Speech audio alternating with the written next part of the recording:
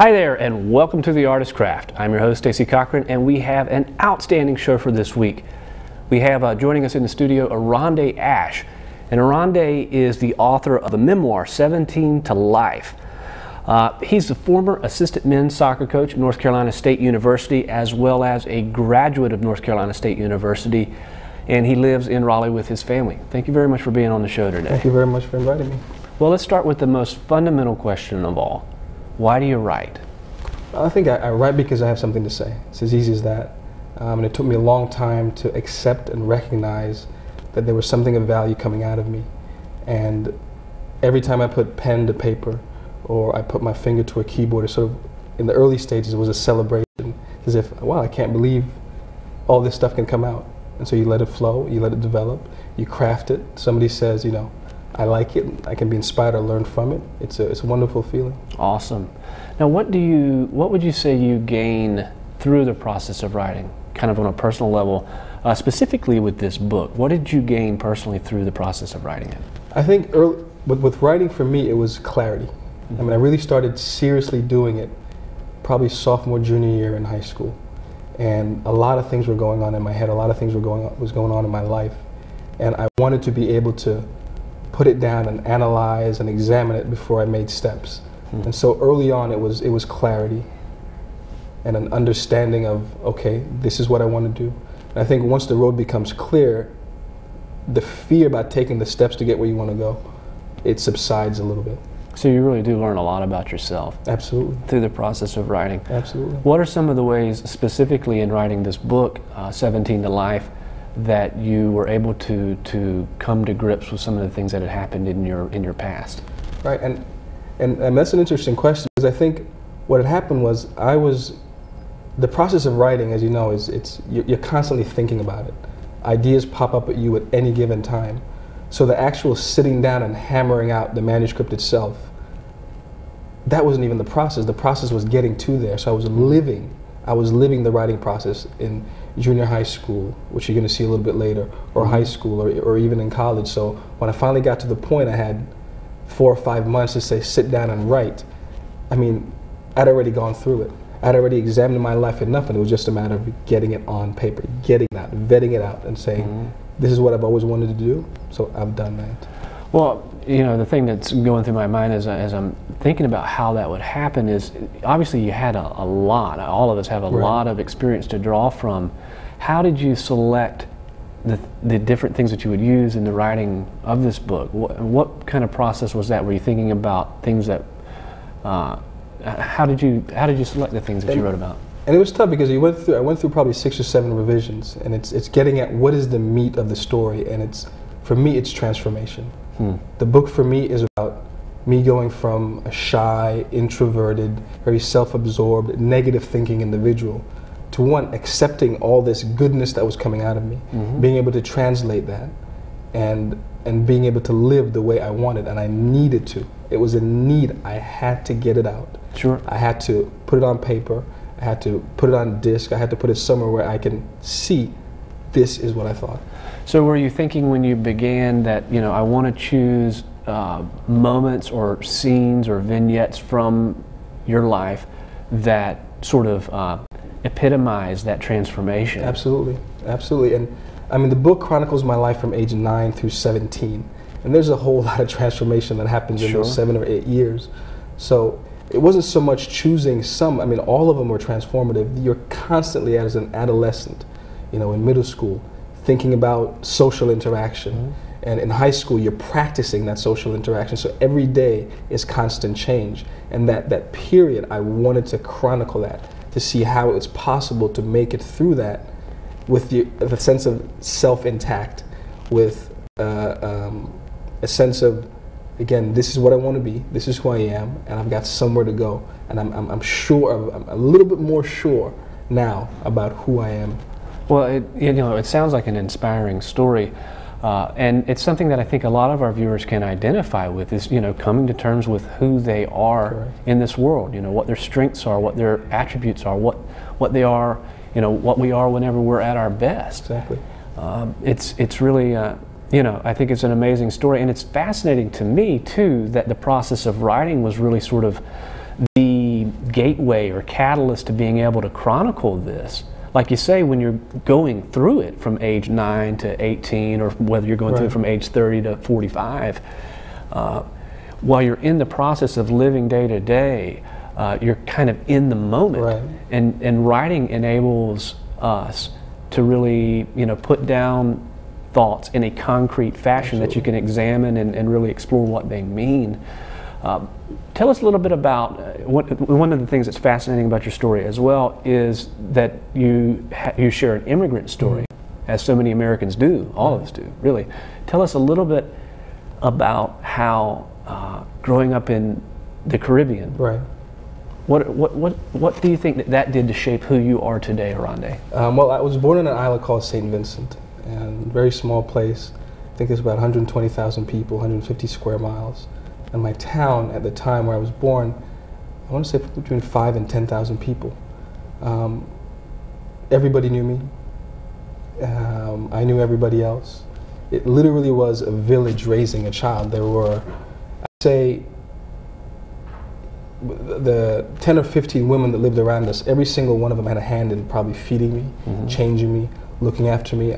No, godfathers are not very big in this country, but I had about 15 or 16 godfathers. My father and mother had me when they were very young, about 20, 21 years old. So my dad still had a lot of energy, and he took me places. His friends would come by anywhere they were going. They didn't have to ask my mother. They just grabbed me, and I went with them. The beach is 3 blocks away. The mountains are equivalent of 4 or 5 blocks away. So there was a whole lot to do. I talk in the book about being able to go anywhere I wanted in town. As a 5, 6, 7-year-old, just walk and not have to think about consequence, not have to think about, by the time I got to New Jersey at age 9, kidnappers. I was scared of, I was scared of That's vans. What's fascinating to me is that change. You move from an environment that is very different than New Jersey and Brooklyn, New York. And yet you were old enough to know the difference between the two. It wasn't like you immigrated when you were a year old or something. You really had the experience to draw on and then had to really redefine yourself in this other culture. Talk about some of that transformation, and we will get to watching the video. And it was a tough transition. I mean, on the island, for example, I was a very good, my mother was a teacher. All my aunts and uncles were teachers on the island. And so there was a very strong belief in education. I mean, it was probably the most important thing is what got people off the island. So I was a good student, A, B student. When I got here, my first year in Scotch Plains, New Jersey, C's and D's in everything except for PE, where I got an A. And it was that adjustment. I was thinking about other things. I mean, my first 6 months here, my teachers couldn't understand me, literally, because of my accent, so they sent me to a speech therapist at the school. And after 6 months, no more accent. I was speaking clearly enough for people to understand me, but I didn't have anything to say because I was scared. It's got to be enormously frustrating at that age, I would think. Absolutely. I was absolutely scared because here were these people, I write in the book that they were naming colors that I'd never seen, fuchsia, or talking about, foods that I'd never heard of, asparagus. I mean, it's fantastic, asparagus. I have no idea what in the world that is, but it seemed fascinating. They knew about these dinosaurs. What were dinosaurs? I had no idea. Or what really got me was that their ability to tell distances. Like, the kids were riding bikes to 4th grade to school, and my house is a mile away, and my friend lives a mile away. In St. Vincent, in my town, I get up and walk. That's it. When I got there, I got there. And in New Jersey, my aunt didn't have a car, so everywhere we wanted to go, we basically were walking. So I didn't really know the geography of the town. And again, they would just seem to be living these fantastic lives that seemed so far removed that what I knew for my first 9 years is also what we were living when I was living with my aunt there. Well, it's an amazing story. If you're just tuning in, the guest is Oronde Ash, and he is the author of Memoir 17 to Life. And we're talking about, some of these challenges that most of us, in America and anywhere else, I would imagine, to kind of take for granted. And that had to be part of, what was difficult about it was you move here, you've got all these American kids who are, they've been enculturated one specific way. What would you say was the catalyst in your life that said, okay, I'm going to move away from this sort of negative thinking towards, okay, this is my life, I'm going to embrace it. Right. What was that catalyst for you? Well, after a year living in New Jersey and really getting comfortable, I talked to you off the air about my biggest fear about coming to this country was that nobody here would play soccer. But I came to a town in New Jersey that was soccer obsessed. Mm-hmm. The high school team had been state champions and every kid in school played. So soccer was sort of the gateway for me to make friends. I didn't have to say anything on the soccer field, I just played. Mm-hmm. And I was very good at it. Actually, I ended up getting a scholarship to come to school at NC State and play soccer. But it allowed me that sort of manly, I don't have to say anything, I can just be and go. So I was very happy. You found a place to fit in. I found a place to fit in, I found meaning in my life, and when I would spend time at my teammates' houses on the weekends, I got to see the other side of America that I didn't at home. You know, the pizzas, the cable TV, their own rooms, toys, all the things that you're told in St. Vincent that America has. But the minute you get here, you recognize my aunt was working 5 days a week. She was working in the Bronx at a hospital in New York, so she was gone. My mother, a week after we got here, she found work as a nanny at a town 10, 15 miles from us, so she was gone all week. So there was that separation. The life I knew didn't exist. A year after, but I'd gotten comfortable with Scotch playing, so I said, okay, I'm in a town, I'm soccer obsessed. All the parents on my soccer team are telling me, all you gotta do is keep going, get good grades. We've been to Notre Dame, we've been to all these colleges, I'm sure you're gonna go to college. And I'm believing that. All right, here it is. I'm looking at TV, you know, the black kid on TV, he's never the quarterback or the star point guard, but he's the running back and he's a go-to receiver and he's going to get the scholarship. That's my story. I'm an athletic kid. All I got to do is maintain the grades. You found a way to identify. But after a year, my mom and my aunt had a falling out, so we moved to Brooklyn, New York. And my first, nobody plays soccer in Brooklyn. There are no trees in Brooklyn. It's only parking lots. So once I got there, the one thing I recognized, one thing that happened immediately was that my grades got better. And I think it was the fact that my mother was in the house now, so I saw her. So there was that similarity between what was in St. Vincent. Also, we were in a Caribbean community, so I could hear the island sounds, the music, taste the food and the flavors. So there was that comfort level. So in terms of what got me thinking more positively about life was being around people that were a little more like me and starting to understand this country. How it worked. The fact that, all right, the dream is the picket fence and the White House and the 2.5 kids and the car, but you gotta work. You have to work. I was in an area for my first year where these are professional people and they worked. And then I got to New York and my mom and her boyfriend, they're working for less than minimum wage and we're living in this, tenement building. But they are working. They are sacrificing. They're doing whatever it takes. So I saw that and it's like, whatever it takes to make your life better, you just have to do it in this country. Well, if you're just tuning in, the guest is Oronde Ash. He is the author of 17 to Life, a memoir on accepting love, defining the self, and living free. And I believe we've got a video that we've got in queue, which is a video montage that Oronde has put together of him reading a section of the novel. So cue the video.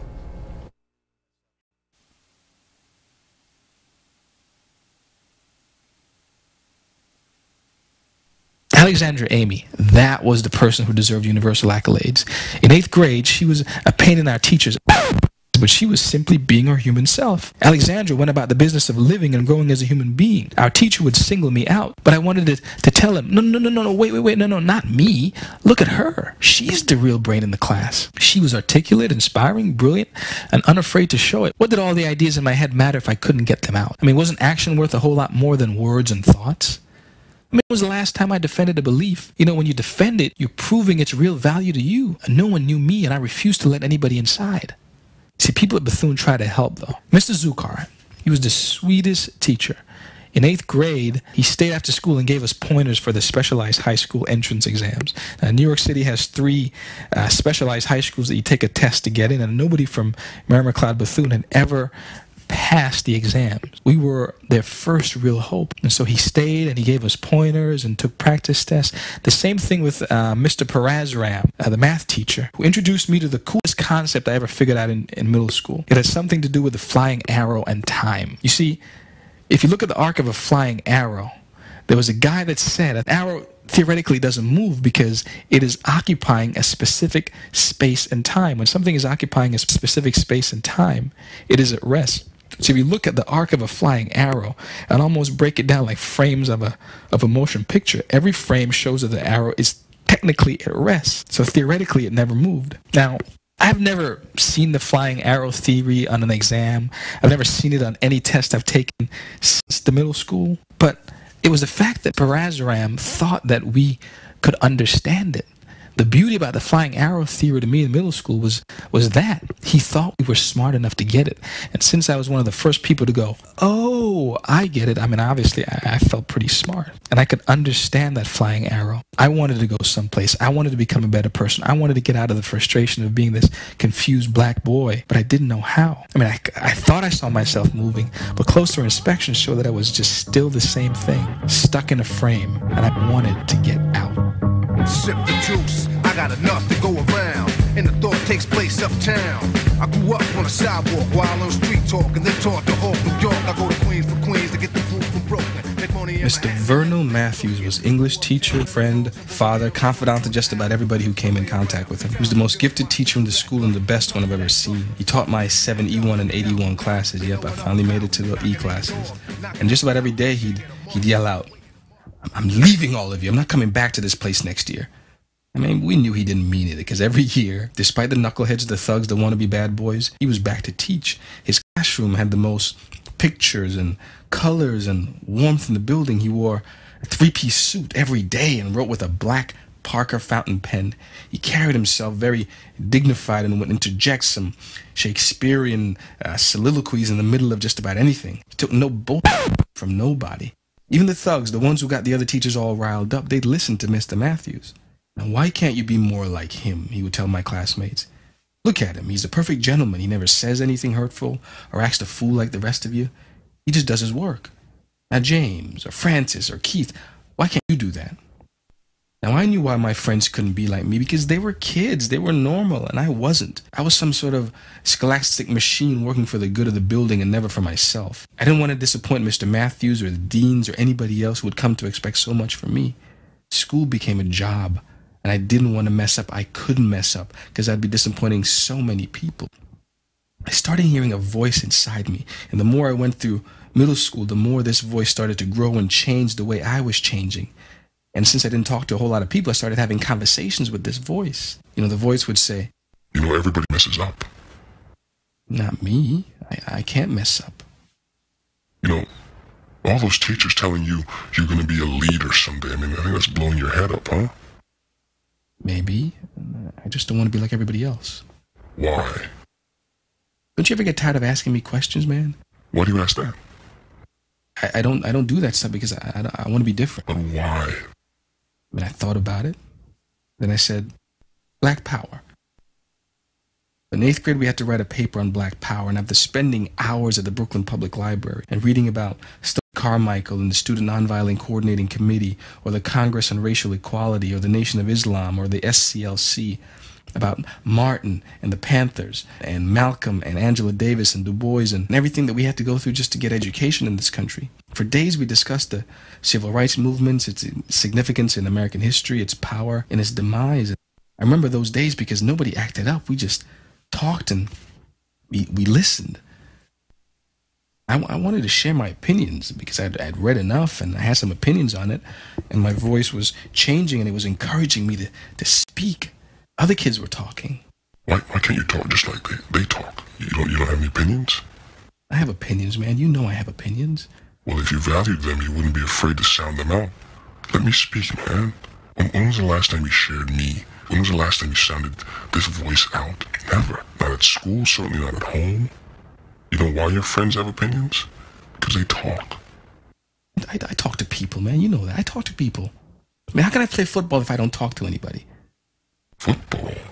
Football? Do you stay out there and talk to the kids? On the block, you know? At football games? Because I got homework to do. They got homework to do too, man. But I have a standard to keep. You know what? You're afraid. I felt my insides tear ever so slightly. You're afraid to fail something. No, I just don't want to. I don't want to. You're afraid to fail, aren't you? They say I talk like a white boy. Come on, man. You were living in New Jersey, in a little white town in New Jersey for a year, and they made you go to a speech therapist at school. How are you supposed to talk? I'm different. I don't have the clothes or the games or the money. I hate my life. I hate walking into that house and hearing them argue. And my voice, he heard something there, something from deep inside. You know, it's not your fault, you know. I know that, man. I know. I'm old enough to know that now, but can't stop worrying. Every time I hear a voice rise up higher than it should, or if something drops on the floor, I cringe like a scared little boy. I know. Then why you asking me? Who else is gonna ask you?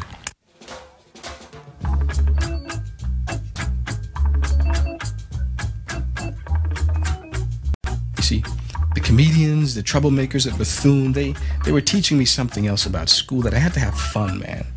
There's a lot to be learned outside the textbooks, you know. No matter how much control the administration tried to clamp on the less disciplined, kids were going to be kids. Even after the principal painted a yellow line down the middle of the hallway and tried to enforce a policy where students had to exit their rooms and walk to the next class without crossing the line, kids were going to cross. They were going to cross to fight, to yell, to kick and kiss and carve out a sense of self. They were going to cross because they wanted to let their voices out. Human development refused to be stopped. In middle school, it can't be stopped. In a poor Black and Latino middle school, it should not be stopped. Bethune didn't live up to all his promises, but I was beginning to understand a bit of my life. Despite the fights and the posses and the blatant fear factor surrounding the building, we made it through. And even though I didn't kiss a girl or go out or didn't participate in all aspects of, school social life, I paid attention and studied life every day. Looking on was life to me. At 14, I became a very perceptive observer. I mean, who would have thought that the biggest fad in 8th grade would have been chess?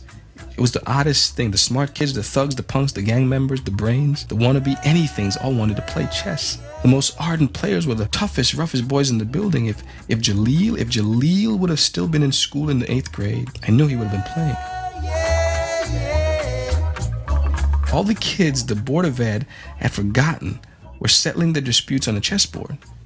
Kids were buying boards at Woolworth and bringing them to school. The whole scene blew my mind, because chess, it presented the first extended glimpse into the dying destiny of my brothers and sisters. I started to envision the power Stokely Carmichael rallied about when I saw kids who didn't believe in themselves in math class studying one of the most complex mind games man had devised. They all had potential. We all had potential in middle school. Every single one of us has the gift to understand something, to enjoy anything, to do whatever.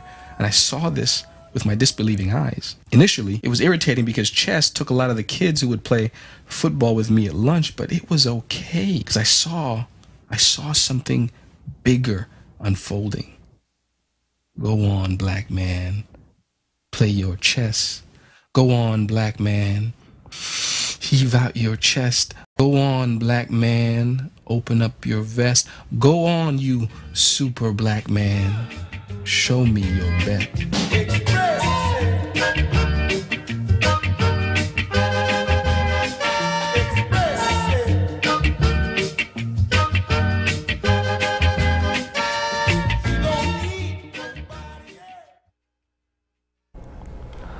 Well, if you're just tuning in, we are here with The Artist Craft. This is The Artist Craft. I'm your host, Stacey Cochran, and we've just been watching a video of Oronde Ash's reading from his book, 17 to Life, a memoir.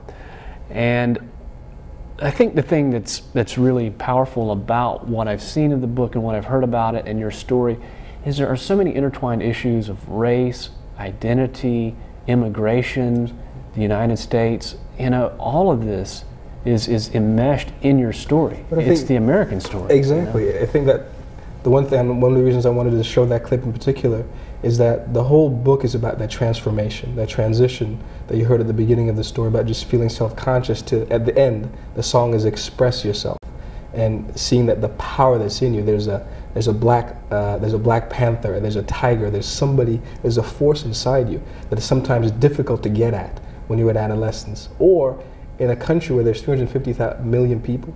It's tough to be an individual, even though this is the most individualistic country in the world. It's tough to get at it.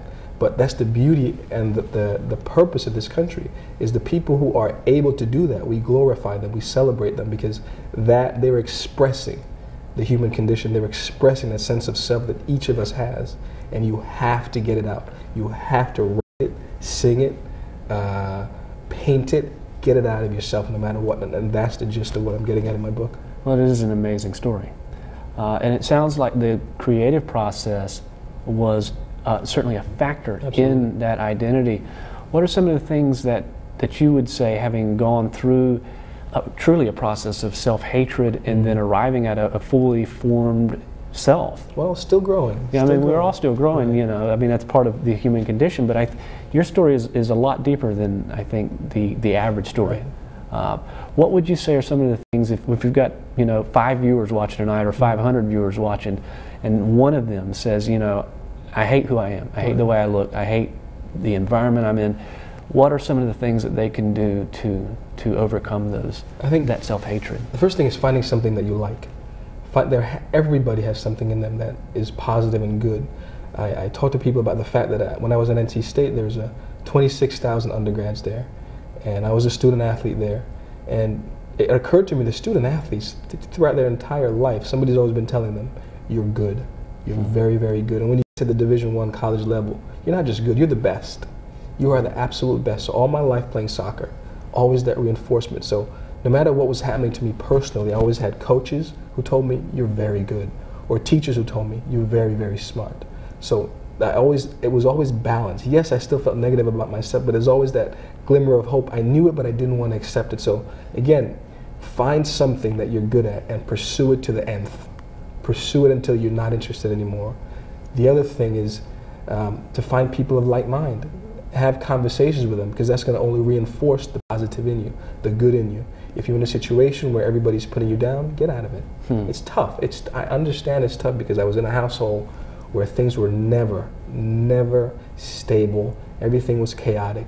But if it was me going to my room and saying, I'm just not going to deal with this, I'm going to read, I'm going to bang the soccer ball against the wall, I'm going to do something to take my mind from this. And you've worked with kids in the community through soccer. What would you say, though, to a kid who says, I'm not really good at anything, I don't really have any strengths? What do you recommend there? I think everybody does. Everybody has something they're good at, and it's about finding it. And one of the things that I found out later on in life was that, very later on in life, in high school, well, not really later on, but in high school, further than what was shown in that video, was that I could write and express myself. And I could do that really well. And it took me a while to get at that. People had to keep goading at me. Please, just try writing it. Somebody had to talk me into writing for the literary magazine at my high school. So seek out people. I'd start with teachers. Sure. And teachers are a lot more friendly than we give them credit for when we're that age. Well, and I think the point that you're making, which is really kind of the the theme of the artist craft, is that the creative process is that catalyst, that through writing and through filmmaking you really can learn who you are. Absolutely. I wish we had more time to continue this conversation. It's one that matters to me, and I think it matters to a lot of our viewers, but unfortunately we are out of time. I appreciate your being on the show today, Thank you for Oronde. the invitation. Thank you for the invitation. And for all of us here at RTN Channel 10 and the Raleigh Television Network and the Artist Craft specifically, thank you very much for tuning in. Thank you. It's a great interview.